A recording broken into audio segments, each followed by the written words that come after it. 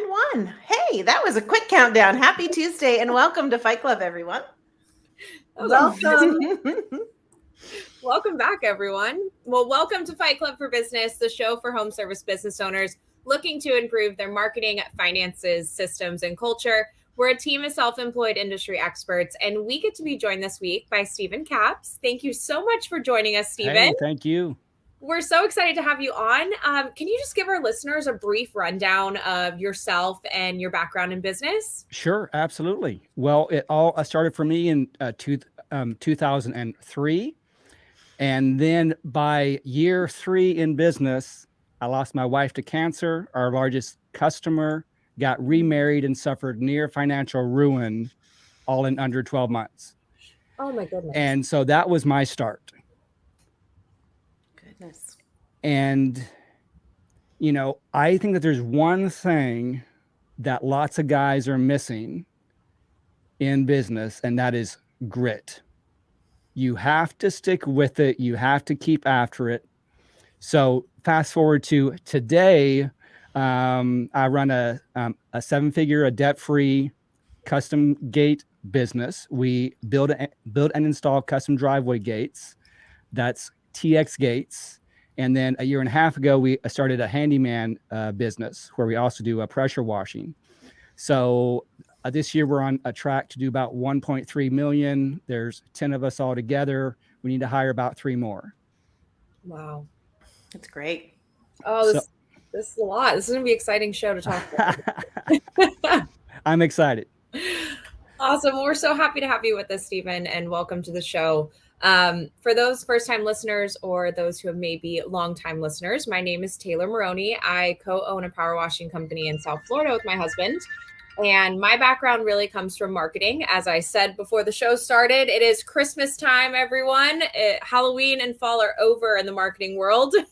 So I love everything marketing. That's really where my passion lies. And I love helping business owners be able to understand the analytics behind that and make just better decisions based upon that for their marketing plans. So super excited to have you with us, Stephen, and welcome back to Fight Club, everyone.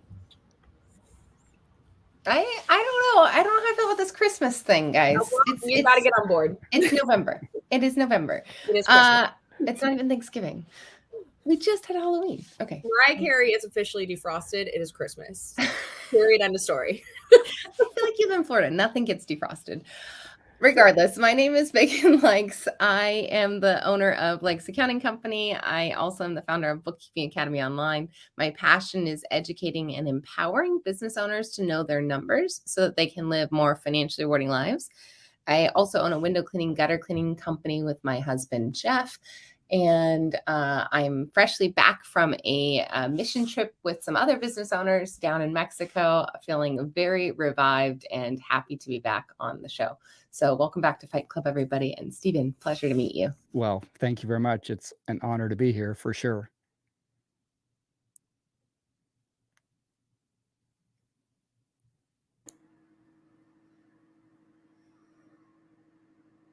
Computer, I'm so sorry. I'm muted again. Something's going on with my poor computer today. Thank you, Stephen, for joining us. I am super grateful for your time. I didn't realize you were a widower. I'm married to a widower, so I get it. And we probably could talk about that for 2 hours. But also, we do, my husband and I own a couple businesses together, one of which is Pink Collars. So if you need help getting rid of the phones and texts and tasks and emails on your company, your home service business specifically, we can absolutely help with that. I am thrilled to hear about what you have to say today. And I love that you started with grit, and welcome to Fight Club. Well, thank you so much. Yeah, his website is Pull Up and Thrive. Right, Stephen? Is that correct? My podcast is a Pull Up and Thrive, which is a nuts and bolts business podcast. Just actionable steps, how to do this stuff. And then my website is stephencaps.com. Oh, well, I can relate. I'm marthawoodward.com. So, okay, introductions. My name is Martha Woodward, and I used to own a maid service. I co-founded Quality Driven Software, which is an employee performance software, and I just help people build happier workplaces. So thanks for agreeing to join us, Stephen, and I'm going to pass it back to Tay and she's going to hit you with some marketing questions. Uh-oh. The hot seat. You got it. My hands are sweating. Here you go. Too. I always get nervous still, and it's like our over 120 something show at this point. So, well, we are coming into a new year at this point. We're almost to 2023, which is crazy to say. I feel like this year flew by. But I love, like you said, Martha said too in the beginning of the show, and Michelle as well, the grit that you spoke about, and the drive to move forward and really push through caring about your business and taking care of your business for your employees. And I want to kind of talk about that in a marketing aspect, because a lot of people don't realize that the planning around marketing is just as important as the marketing itself, right? Making sure we're being proactive, that we're planning out what steps we're going to be doing in the next year, and not just kind of being fully reactive to that when the phones stop ringing. So what's something that you've kind of worked into maybe your plan, or something that you recommend working into a marketing plan as you're starting to build that here at the end of a year in the fourth quarter? Well, first of all, you have to be super clear and understand what is your customer's problem.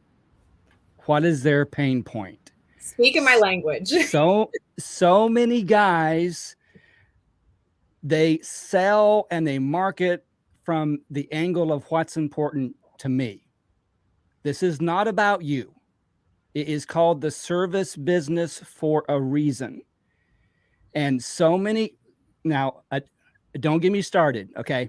So many folks sell and try to perform how they want to be served. What is your customer's problem? In our handyman business, we've identified all the pain points. Nobody answers the phone.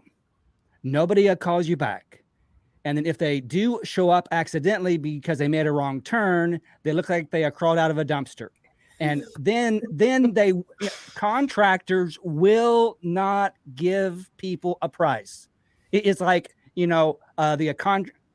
is like the contractor's code. I refuse to give anybody a price. So in the handyman business, we are your clean, professional handyman service. Donald Miller talks about, you have to speak to the internal problem and not the exterior. They have a drippy faucet. They, have a dirty house. They, what is their internal problem? Their internal problem is, I don't know if I can trust someone to be in my home. I don't know if I can trust someone to be on my property. Well, how do you market to that? We are your clean, professional, background checked handyman service, speaking to the internal problem. And whenever you answer the internal problem, they're not asking how much. They're asking, how soon can you do this? And that is so powerful. And if, I'm not that smart. I've only been in business as long as I have just because I was too not smart enough to quit. And I'm serious. And it's if guys can answer that one question, what is your customer's pain? And build a marketing strategy around that. And to me, honestly, it's you hit a major key point, right? You're talking about your customer avatar. You're talking about your ideal customer, the person that, all of us have it. I have an Ellen. Ellen is my ideal client. She's absolutely amazing. Whenever she calls, we're on the phone for 2.5 hours, and call reel actually cuts me off because I think I've adopted her as my third grandma. So she's really turned into this person I think of every time I think of a new client and how I speak to a new client, right? And like you said, it's not about the service itself. We all say it all the time. All of our industries, I get it all the time. You're in South Florida. Your pressure washing industry must be so overcrowded with other companies. Well, yeah, it is, but that's not my focus. My service isn't my focus.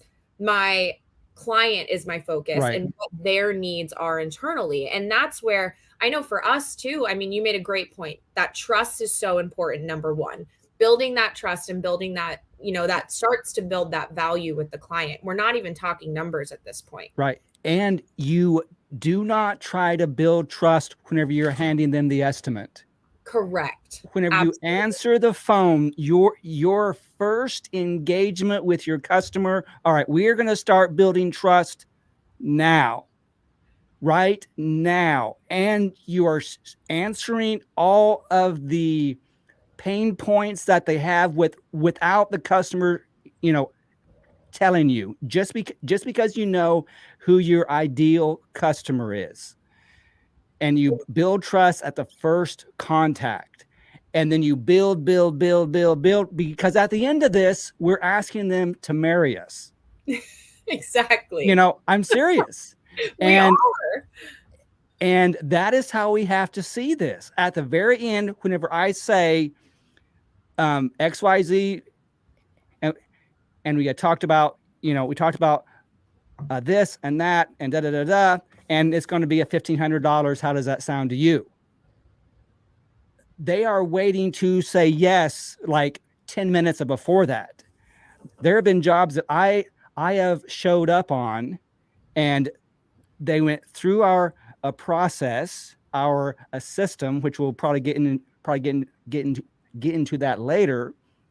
But we show up on the job site and we ask, is where we parked at okay?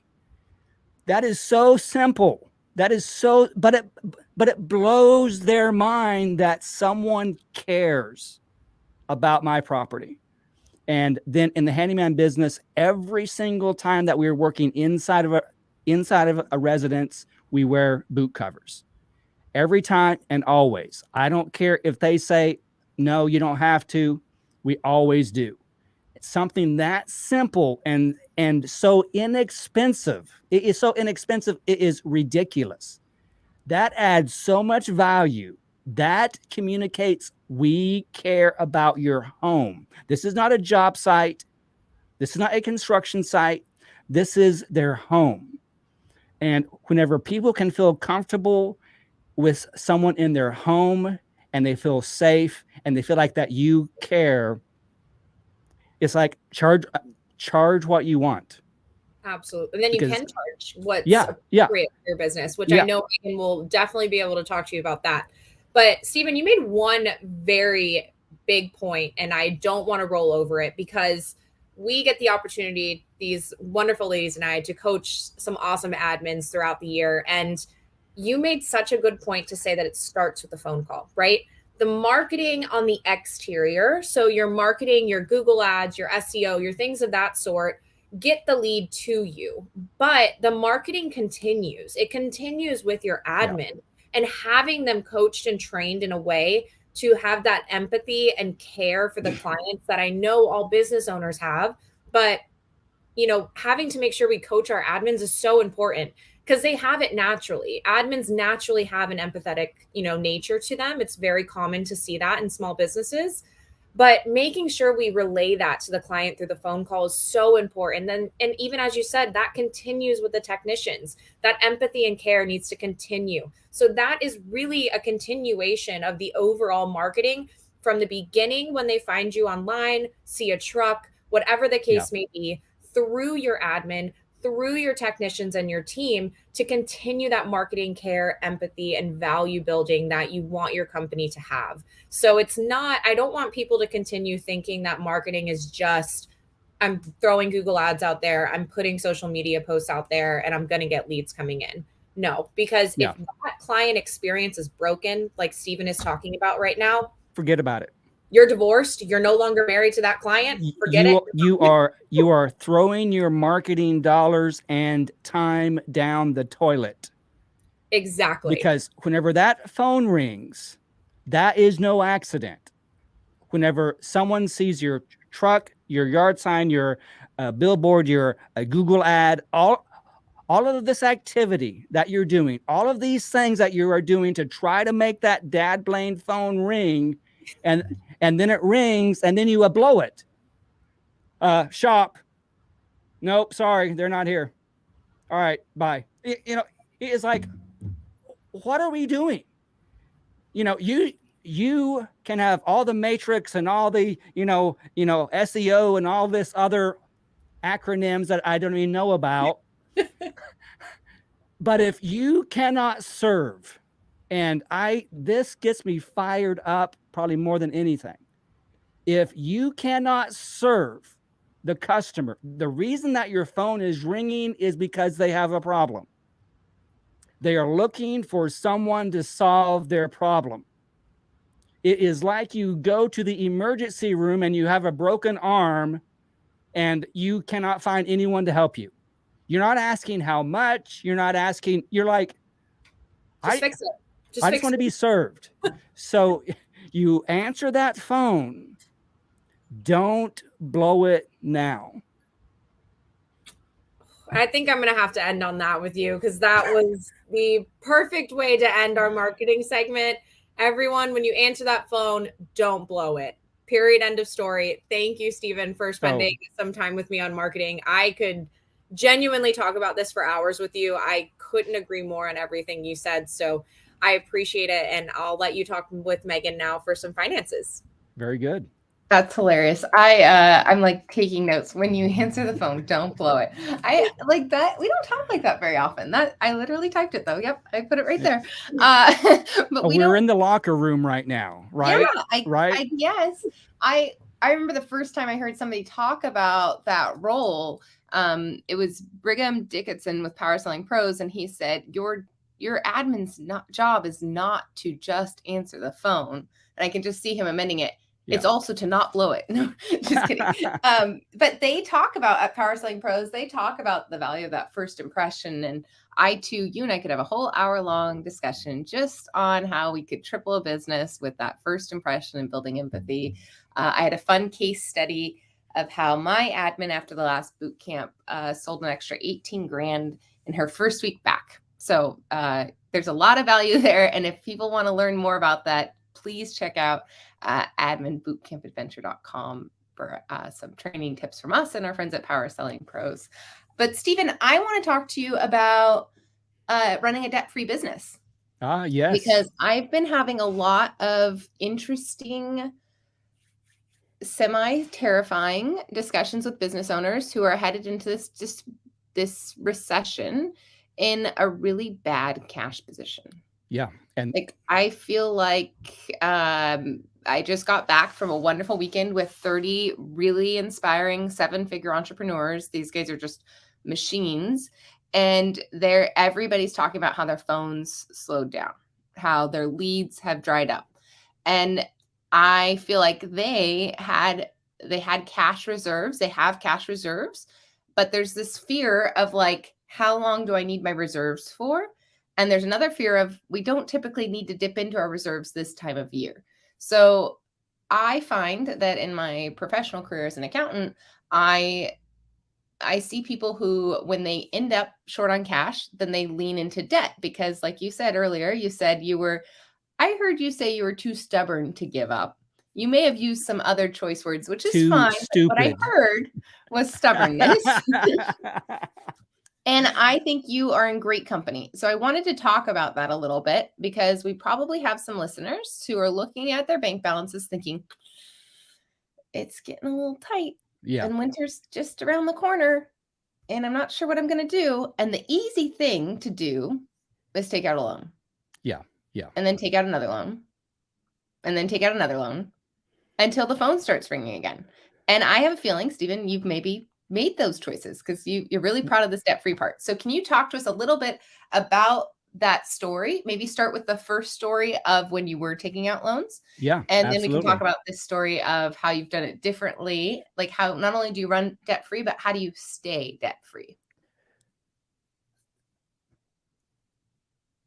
I believe that this, just like the grit, is easily overlooked. It can be hard to measure, it's not exciting, but okay, go with me if you would. I'm 33 years old, 3 years into business. My wife and I were spend it while you got it. If you don't got it, put it on this card. And if there's not enough on this one, try this one and then this one over here. And then we got into business, and then business magnifies all of your weaknesses. If you're not strong with finances, making, a 50, 60, 70,000, whatever that, income is, imagine how it'll be handling hundreds of thousands of dollars. So we believed all the myths, you need money to make money. And if you don't got it, you need, OPM, other people's money. And we always base these decisions to take on debt. We always focus on the positive. Oh, if I buy this $100,000 machine, I'm going to do all this work and I'm going to make all this money.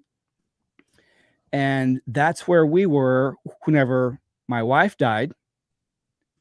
We lose a customer that's a third of our revenue. The customer that we will never lose, gone. So my wife just died. We have no health insurance, no life insurance, no savings, just a pile of debt. So I had no other choice but to go back to work. And then at that time, all that I knew was hard work. Well, I need to work harder, longer. And everybody was telling me, oh, you just need to get one big loan to, pay off all of these debts. At that time, we were doing, $200,000 in revenue, let's say. I had $50,000 in vendor bills that were past due, which we're doing over, we're doing $1.3 million now, and our, net 30 vendor bills are, let's say, $10,000 to $15,000. So I'm a big fan of a Dave Ramsey. That turns some people off, but in my opinion, and from what I've gone through, it saved my life, my marriage, etc. Well, So let's stay there. I think we're Dave Ramsey fans on this show. So talk about how that saved your life. I feel like we haven't given Financial Peace University a plug in a while, but I'm a huge fan, and I think there's a couple of others of us on the. Yeah, you're in good company. Go ahead. Well, as a woman, I say sometimes I don't agree with some of his, gender stereotypes, but I think you can just neutralize those while listening to him. That's sure. Okay. And so my wife passes away. All my friends were like, man, you were going to get married, soon again. And I was like, no, I could be single for, 10 years. And so it took a while for all of my bad decisions to hit the fan. But Sarah comes into my life 7 months after my wife passed away. And if you have lost someone, whenever you lose someone, they die once. But those that remain die 1,000 deaths on the inside. And that's exactly where I was at. And so Sarah comes in to my life, makes me alive again. And Sarah had her stuff together. She had a house. She didn't have any debt. And so her and I are on our honeymoon. Okay. And I get 2 phone calls. First was from one of my employees saying his payroll check just bounced. And the other was from my secretary saying that our largest customer just canceled a $30,000 purchase order. Not good. So that was in October. In January, a friend of ours told us about FPU. And, I was so dense. I was like, well, we can go check it out. We are like crashing and burning. And I'm like, well, I don't know. We need more debt. And so we went through FPU. And back then the 4th lesson was a dumping debt. And we went nuts. I mean, shaved our head, drank the Kool-Aid, scorched earth. We are getting out of debt. So my wife was working a full-time job that she hated. Which one? That Which full-time job does she yeah. The watch would like to know of the many that she has that she does not like. Please air this live. She worked in a cabinet factory. No, I'm teasing you. No, I don't mind. But she was one of 2 women that worked in the factory. And my wife's a hard worker. She is loyal. She is incredible. But she hated her job, and the big, hey, we're going to get married and you'll be able to quit your job. And so we go nuts. Side jobs, extra jobs, yard sales, every single job that we're finishing, that money has a name that is going to pay off somebody. And we worked with a financial coach, and my wife was like, is there a way that my husband can get paid while we're going through this? And he said, while you're working your way through this, pay yourself $200 a week. So if I got paid $200 a week. So if we want to have the life and businesses that we want, it takes sacrifice. So we were nose to the grindstone for 2.5 years. We didn't go anywhere. We didn't do anything. I drove a car that needed a transmission, and I drove it in a third gear all the time because it wouldn't shift into overdrive. And all my friends made fun of me. I ate peanut butter and jelly sandwiches every day. But in 2.5 years, we paid off $250,000 in debt. And it was like a combination of personal loans, vendor bills, utilities, you name it. I owed everybody. And what sort of started this thing for me personally, because I gave all of my stuff to my secretary, who was amazing. She swooped in to help us because I didn't have anybody. And it was such a mess. I don't care how great someone is. Oh boy, this ain't nothing that you're fixing in an afternoon. So I gave her all my stuff. I don't want to know, and I don't care. Well, I had one of our vendors walk through the door and sit down across from me at my desk and said, Steve, you owe us $6,000 and we need our money. And I had a sad story. Well, my wife died and we lost our, biggest customer, and, he felt bad for me, but he still needed his money. And so this is sort of where this no excuses things comes from. Because at the end of the day, no matter how great the excuse is, it sounds an awful lot like my dog ate my homework. Okay, I feel like we're doing this slightly backwards, but it's good. I think that it's actually better to do this backwards. So I'm going to recap briefly what you just shared. So if we have listeners that are finding themselves in debt, the Dave Ramsey Financial Peace University method involves a debt snowball. And Dave Ramsey gives a wonderful system for tackling debt. And it involves sacrifice. It involves, driving like no one else so you can drive like no one else. I feel like Dave Ramsey says that about 145 times over the course of 9 lessons. Yeah. Live like no one else so you can live like no one else. That's his other thing that he says. And he has a wonderful foolproof system for getting out of debt. Now, you have to do the work. Yes. But the system works, and it's called the debt snowball system. Yeah. And we can talk about how that absolutely easily translates to business. My husband and I went through a similar thing many years ago.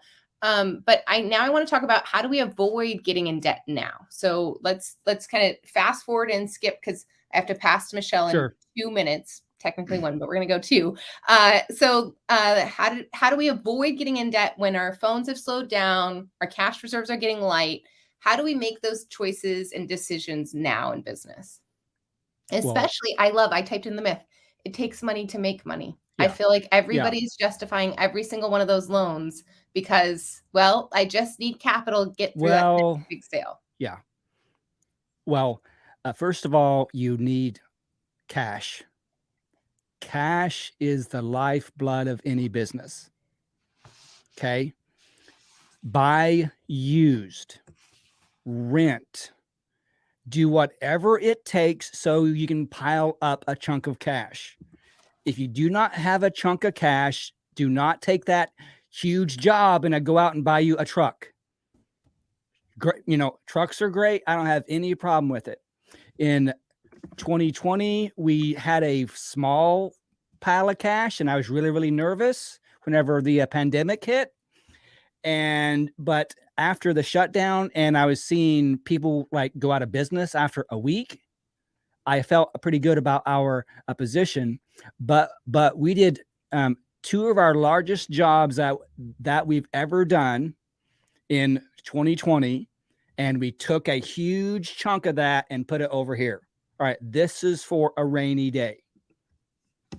Because then whenever stuff slows down, whenever you lose key people, whenever stuff blows up in your face, you can relax. But you have to sacrifice, pay yourself less. Pay yourself the minimal amount of money to live as you pile up cash. Because whenever you have cash, you have options. Options are powerful. So rent, buy used, defer that purchase until you're able to pay cash for it. Because whenever you make debt not an option, whenever you take it off the table, it's very interesting how you can get very, very, very creative. I love that. I want to kind of end there before we pass to Michelle. I have to make a plug for Profit First, because I feel like that's what helped us in business, was putting us on a budget, and it kind of allocated our budget. And I feel like it's very similar to Dave Ramsey's method in terms of $0 budgeting, because you basically run these accounts to zero. And when there's not money left, you have to just defer the purchase. Yeah. You just, maybe tomorrow. Yeah. Maybe next week. I can't tell you how many times I've told Jeff, like, well, did you plan for that this week? And if he says no, then I say, well, I guess you're going to have to wait till next week. And he hates that answer, but it is really good. It is really good for decision making. And then he can plan for it for the next week, but he's going to have to find the cash. So taking debt off the table is what I heard you say. Yes. And living on a budget. I feel like a lot of people in this expansion period have treated their businesses like their piggy banks, and that's okay. No judgment. But right now, when cash is tight, if you want your business to be there at the end of this, you're going to have to tighten the belt at home. Yeah. And you're going to have to stick to some rules at work. So I'm going to leave us there. Stephen, that was wonderful. Thank you. And if you're looking at your bank account balances and you're feeling stressed, this is the best time to tighten your belt. Like, this is going to be hard. It's going to be scary, but you can do this and you're going to come out of it so much stronger. I have so many businesses that started Profit First, like the week that COVID hit. We actually had a cohort that started and they came out of that with cash, like stacked cash. Yeah. So yeah, thank you, Stephen. I'm going to pass to Michelle, who's going to talk to you about systems. Megan. Martha. Megan, you need to mention your Profits to Freedom class. Yes, I do have a Profits to Freedom class, profitstofreedom.com. And we say that you don't need to wait till next year. You can turn around your financial story in the next 30 days. You can turn around your cash position in the next 30 days. And you can turn around your net profitability in the next 30 days. If you start now, you can fix it. And I encourage you to start now, because I feel like it's only going to get worse. It's just, it's going to keep getting worse. So start now and you'll thank yourself later. And yes, thanks, Martha. I can help. This is something that you are like, I have no idea where to start. Reach out. I'd love to help. That's good stuff. Good stuff. Hey, Stephen. Hey. Okay, I will save all of the widower stuff for just a minute, because I want to keep going on this savings plan, because I think this is super huge. I know my husband and I have 2 businesses, and we have one that's not Profit First and one that is Profit First. And it's interesting because I'm watching the one, even though it's not as much revenue, gain a lot of cash flow because of that. So I'm telling you all that I'm seeing it happen in my own life. So we're moving in that same direction together. So I get that. Tell me about to start Profit First in the other business. Michelle. I know. It's my homework. I know. It's There's so no time like today. No, you're right. You're absolutely right. Tell me about, Stephen. You said you rented and you got small. Did you have any systems in place when you did that? Like, how did you record your expenses? Did you have anything that really helped you as a tool in that time? Or did you just kind of just yank everything back? Like, how did you kind of perform those changes is what I'm asking. In the very beginning, in the 2008, okay, QuickBooks was such a mess. You could reconcile it and then you'd have a check bounce. Uh-oh. So not good. So we closed out the business checking account, opened up a new one, created a new company inside of a QuickBooks, and like started from scratch. Really? Wow. And it was a survival. Yeah. All right. We have so much debt that there is no way, which all things are possible, but to be able to pay this back working a 9-to-5 job. Sure. And so we just scaled back. We're not buying anything. Yeah. And if we can give ourselves to the process and not push the easy button, because you learn nothing from the easy button. Yeah. I love that. Okay. So in savings, did you add a savings plan to that sort of retraction? Because that's where people will often cut as well. They're like, Yeah. no, I'm not going to save anything because I'm going to get this debt done. Tell me, is there a strategy that you used as well or no? All right. The mistake that I made, just because I didn't know, was that we were just chunking everything at debt. Got it. Just Okay. because everything was on fire. Yeah. People are coming by my shop. People are calling, you owe us money. I had one vendor come by drunk. Oh, no. I do not recommend that as a business strategy. But in hindsight, and then what we did in the future was that every bank deposit, we began to set aside a percentage of that deposit. Perfect. Okay. Beautiful. Beautiful. Okay. Let me just talk really quickly about your wife. Does your wife work in the business with you now, your new wife? Yes. And what was her name again? Forgive me. I didn't write it down. Her name is Sarah. Sarah. And Beautiful. she is amazing. And she likes being in the background, behind the camera. And I was trying to get her to come on today, but she's like, no. That's sweet. Well, maybe next time. Maybe next time. Yes. That's awesome. Okay. Well, that's all I had. It was quick and easy today for you. I just wanted to see what sort of systems you put in place. Thank you for being so candid with us. Oh, absolutely. Really, I appreciate it. I'm going to hand you off to Martha, who will help you talk about all the people-y stuff. Yes. Okay. So typically, Stephen, I talk about like employees and our technicians, sometimes our admins, but today I want to talk about, because I feel like this is really in your wheelhouse and you can help people. I want to talk about like you as the owner. How did you find the grit to work through it? And because I know this is kind of your passion and what you help people with, but talk about, because there's listeners that are in that dark pit of despair. I'm seeing it on Facebook even, and so talk to them about how they can pull up and thrive, how they can turn things around. Yes. Well, something that I've learned, and I've done it naturally my whole life, but I wasn't aware of it, was that you have to take hardships and difficulties. You have to look at them as a gift. First off, I'm a PK, a preacher's kid. So I started off like I'm in trouble. We have all kinds of things in common, you and I, Stephen. We're gonna have to have a sidebar, you and I. Yes. Same here. I was the second youngest of 5 children. We moved all the time. In fact, by the time I graduated high school, we had moved 20 times. I had a severe stutter, so I'm always at the new kid. But with stuttering, I was always problem solving, always trying to create a different word, or choose a different word or a different way to say something. And I talk about that on my most recent podcast episode. Is your hardship actually a gift to your life? And so whenever my wife passed away, I had talked to one of my mentors, and I had told him, I don't want to just weather the storm.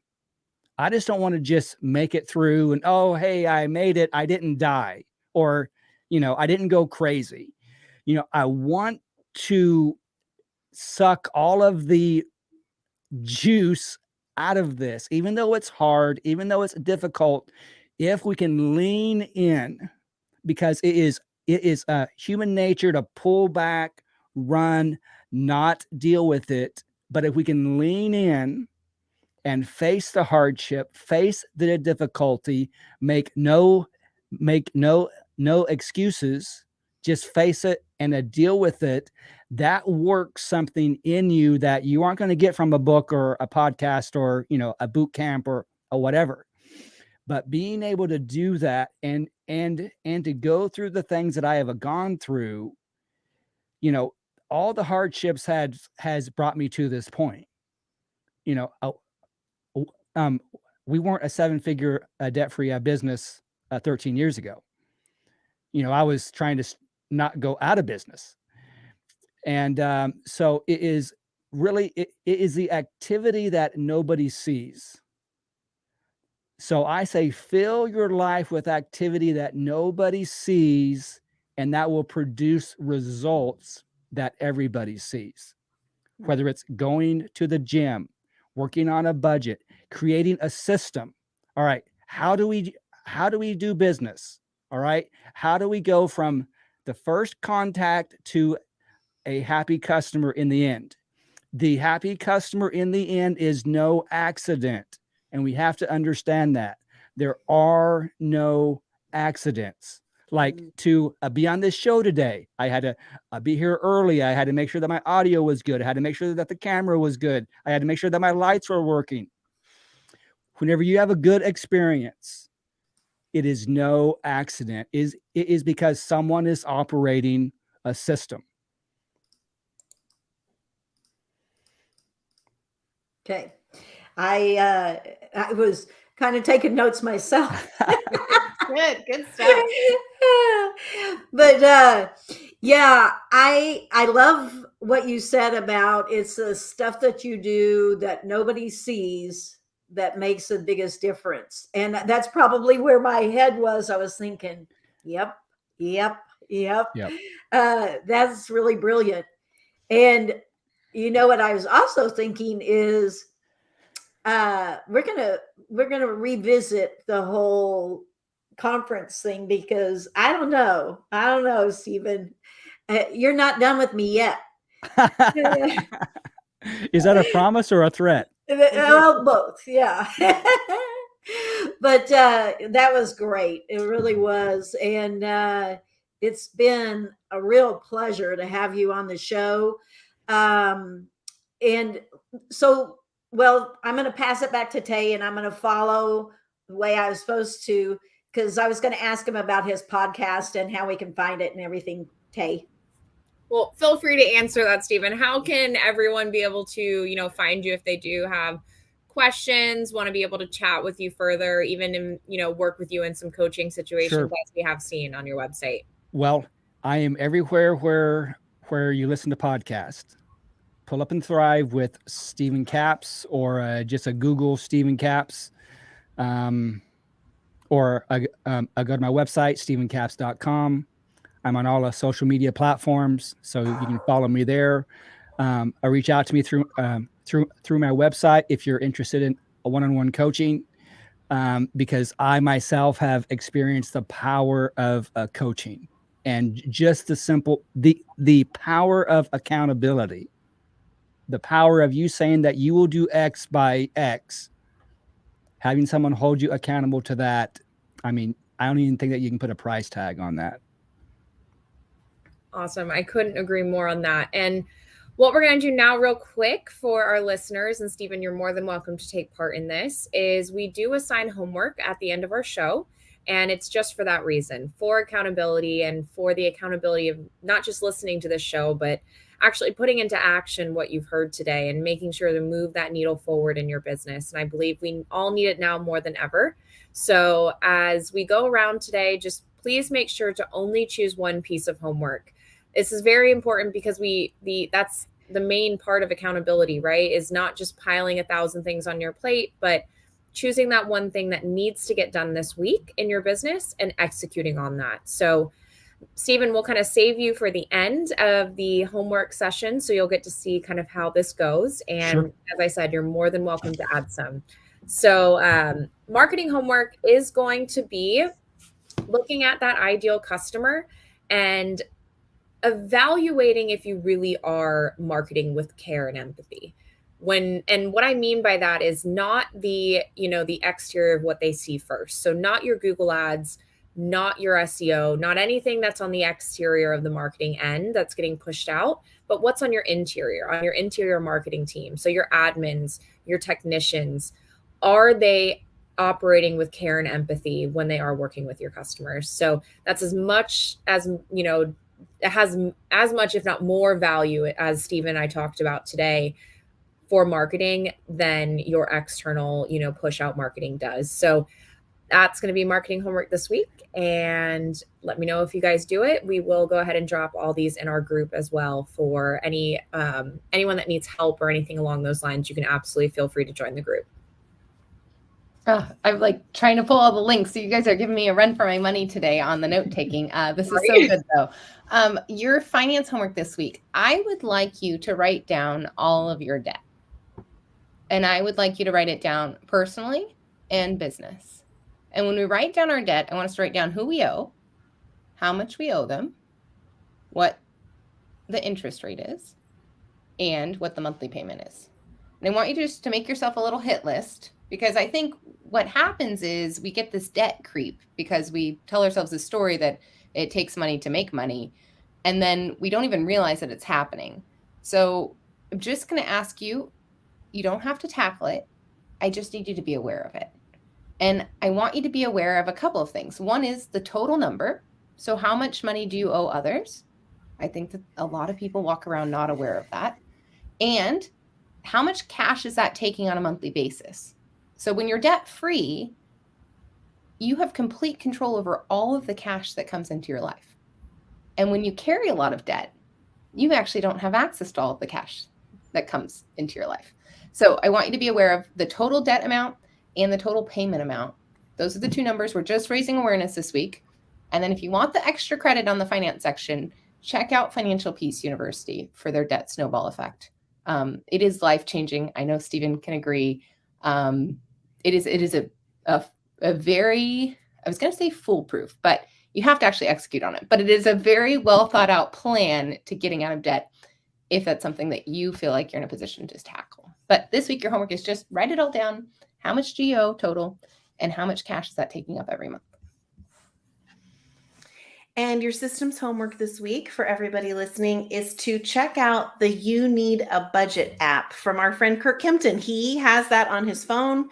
He's the owner of Responsibid, and we just love him. And he keeps everything super organized on this app called You Need a Budget. So I'm going to drop it in our group, and you can check it out there. Yeah. We do love Kurt, and Stephen, you would love Kurt, and he'll be in New Orleans. So there you go. Okay. In all seriousness, your people homework is going to be to write down. I didn't get that. Could you try? There goes my watch. To write down where you need to be doing the work. So debt, health, whatever. And what are you doing that nobody sees to improve that? So I really love that saying. So we're going to capitalize on that. And for people homework, you're going to work on yourself. All right. And now, Stephen, you want to give some homework? Sure. How much time do I got? Few minutes. No, well, I just want to be very respectful. All right. Your homework for this week is identify the fires that you are constantly putting out. And then that's only the first part. And then the second part is, what is the friction causing those fires? And it's most likely a system isn't in place, communication isn't in place, money's not in place, whatever it is. What are those fires? And then don't just be a doofus like I have been in the past. Oh, I don't know why this keeps happening. All right. Identify the fire, then dig deeper. What is that friction causing that fire? And then solve that problem. Oh, that's good. I love that one. Love You it. said I could only do one thing for homework. So Good though. It was perfect, though. It's a good Absolutely perfect. And reminder to listeners, please just choose one. That was 5 pieces of homework. And I was about to do that. I was like, yeah, just like he can only give you one as a listener, you can only choose one. Only one. We want you to just do one. And Tay, I had to pull out this book. I finally finished it. The One Thing. Very, very, very good book. Highly recommend. The multitasker in me is probably going to have to read it again, because apparently we are only able to do one thing at a time. yes. And you can actually leverage that. And it says, sorry, I'm hijacking the end, but it says, this is a door hanger, and it says, in case I can't say no, this sign will have to do it for me. I am busy doing my one thing. Come back later. Wow, it's good. Right. And I've seen one too, just to kind of hijack, which is very fitting to you. And it says, unless you're bringing coffee or have a dog for me to pet, you cannot. You all know this. You all are very aware of this. Love it. Speaking of, Oh, is that? I hear him. Awesome. So I think it's time for our quote. So It is. How do we reach Stephen? Yeah, how do we reach Stephen? If we want to get some more information about you, Stephen, we just visit your website, correct? Yes. StephenCaps.com. Beautiful. Beautiful. Okay, we always pick a quote, and I liked this one where you started. We're just going to end it the same way, and it is, grit is having the courage to push through no matter what the obstacles are, because it is actually worth it.